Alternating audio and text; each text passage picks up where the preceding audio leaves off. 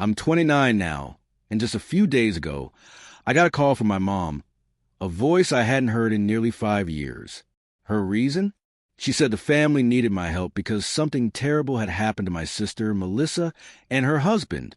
Before I go any further, you need some context. Melissa, who's 27 now, is married to a man I once believed I'd spend the rest of my life with. His name is Lucas. He and I had been together since our college years.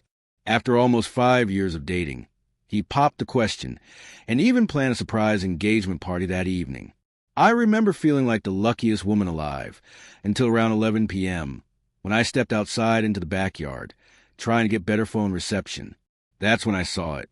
Lucas and Melissa were kissing, intensely, shamelessly, completely lost in each other.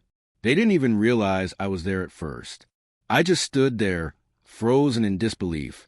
The man I had loved for years, the man I had just agreed to marry, was wrapped up in my own sister. When they finally noticed me standing there, they pulled away awkwardly, but the damage had already been done. I didn't say a word.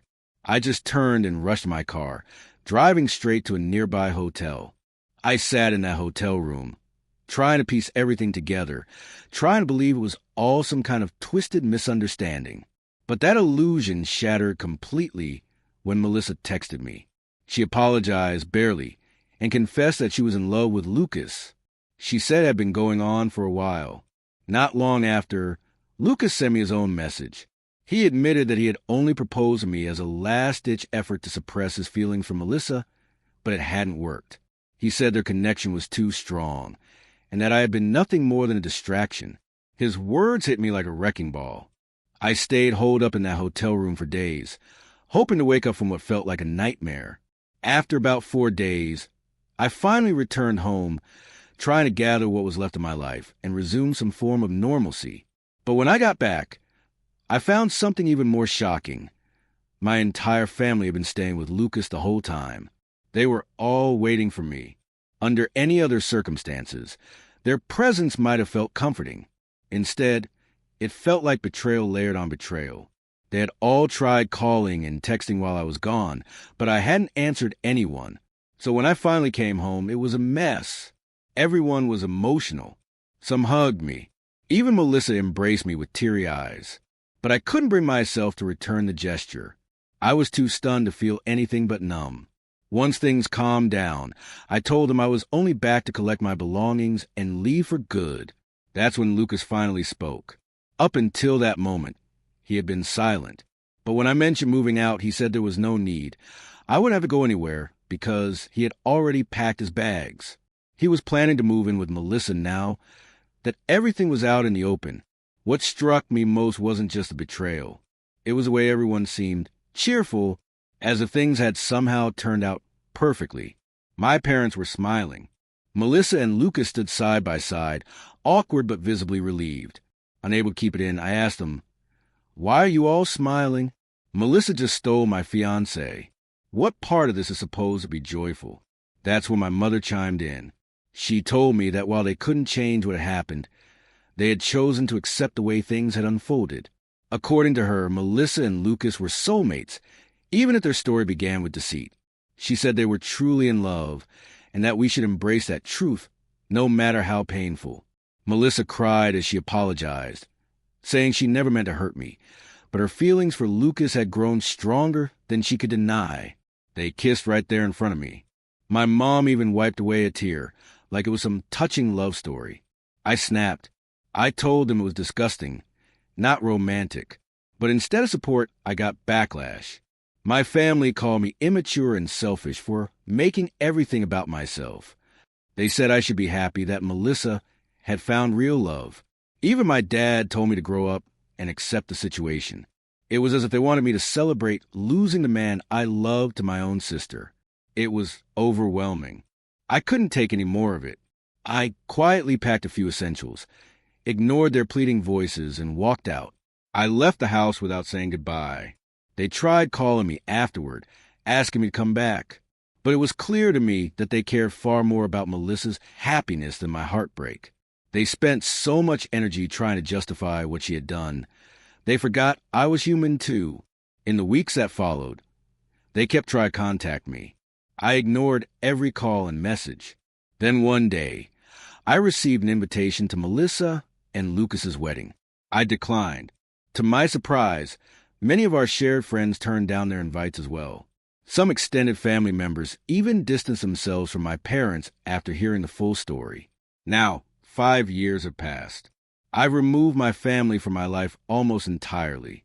Once in a while, they send me messages, birthday wishes, New Year greetings. I don't block them, but I also never reply. I removed them from my social media, kept my life private, and made sure they could see that I was doing fine without them. It was petty, sure, but after what they did, it felt justified. I hadn't checked in on their lives for years. But just 4 days ago, I received a call from an unknown number. I almost let it go to voicemail, but something told me to answer. It was my mom. Her voice trembled with urgency. She said they needed help desperately. Melissa and Lucas had apparently started a business together a few years ago. It failed miserably. Their investors were backing out, and the business was deep in the red. They borrowed more money, which only sank them further. Now, they were being hounded by loan sharks. Their employees, lenders, and financial backers were all after them. My mother knew I was doing well financially, and in a moment of desperation, she turned to me. She asked if I could lend Melissa and Lucas $75,000 to help them settle their debts and escape the mess. Yes, after all those years, after everything they put me through, she was calling not to apologize, not to make amends, but to ask for money for them. When I asked why Melissa hadn't contacted me herself and why my mother was acting as her spokesperson, she explained that Melissa and Lucas didn't want to approach me directly, probably because of how things ended 5 years ago. According to her, Melissa wasn't ready to accept help from me, and Lucas didn't think I'd be willing to listen. But my mother had run out of options. She said no one else in the family could offer that much money on short notice.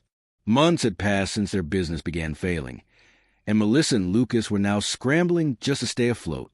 Both of our families, mine and Lucas's, had already pitched in what they could, but with most of our relatives retired, including his parents, there wasn't much more anyone could offer.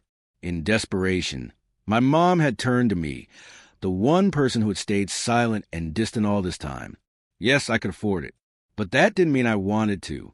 Melissa was right to avoid asking me herself. After what she and Lucas did, they had no right to come to me expecting anything. I told my mother flat out, I wasn't going to help them. I didn't want to, and I wouldn't. She sounded heartbroken and accused me of being heartless, urging me to think about family and forgiveness. But I reminded her that nobody was thinking about me when they were standing in my home, smiling, after breaking my heart.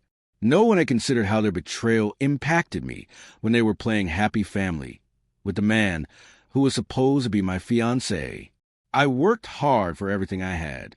There was no way I was going to hand over $75,000 to the very people who made a mockery of my trust and pain.